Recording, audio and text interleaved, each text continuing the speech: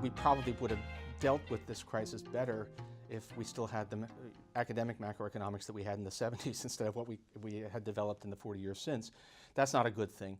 I'm very encouraged by empirical macroeconomics. We have a lot of younger economists who are doing a lot of work with data, creatively using natural experiments produced by history, which I think has given us a lot more quantitative handle on stuff. But there's an odd thing about that, which is that most of these lovely empirical papers don't actually are surprisingly cagey or discreet about what the underlying model is, because if they actually wrote down the underlying model, people say, oh, that's old-fashioned Keynesianism, and you're not allowed to do that. So they effectively bolster that point of view, but they have to do it without quite being explicit about it. And then there are some real puzzles. I mean, I sometimes give the impression, I think, that everything has been according to what a sophisticated Keynesian would think. And there is some mystery about prices.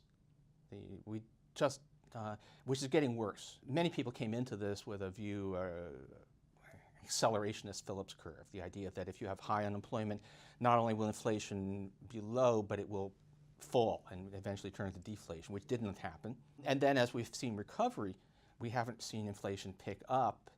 And when I look at colleagues, including colleagues I much admire, trying to fit this into their stories, I find myself thinking epicycles.